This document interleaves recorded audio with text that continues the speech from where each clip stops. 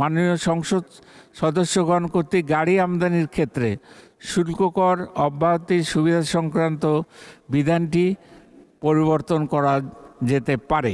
মাননীয় স্পিকার, স্থানীয় শিল্পের প্রতিরক্ষণের জন্য যে সকল ক্ষেত্রে শুল্ক হার বৃদ্ধি করা হয়েছে, এলআরপিসি ওয়্যার উৎপাদনকারী শিল্পের কাঁচামাল wire of iron or non alloy steel আমদানিতে আমদানি শুল্ক 10% হতে বৃদ্ধি করে 15% ধার্য করা হয়েছে।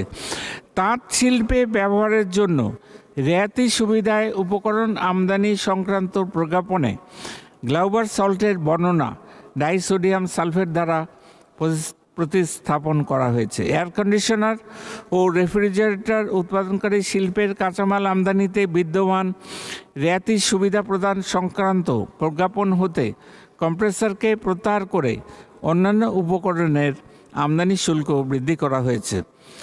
সুইচ সকেট উৎপাদনকারী শিল্পের ব্যবহৃত সুইচ পার্টস ও প্লাগ আমদানিতে বিদ্যমান ন্যূনতম মূল্য বৃদ্ধি করা হয়েছে।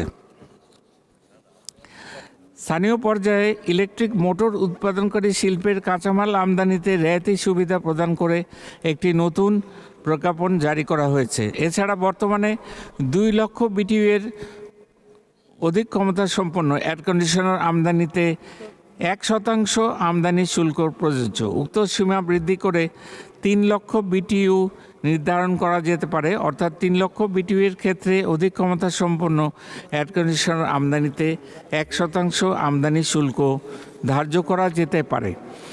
সকল স্তরে শুল্ক কর প্রদানের সংস্কৃতি চালু করার জন্য মাননীয় সংসদ সদস্যগণ কর্তৃক গাড়ি আমদানির ক্ষেত্রে শুল্ক কর অব্যাহতির সুবিধা সংক্রান্ত বিধানটি পরিবর্তন করা যেতে পারে।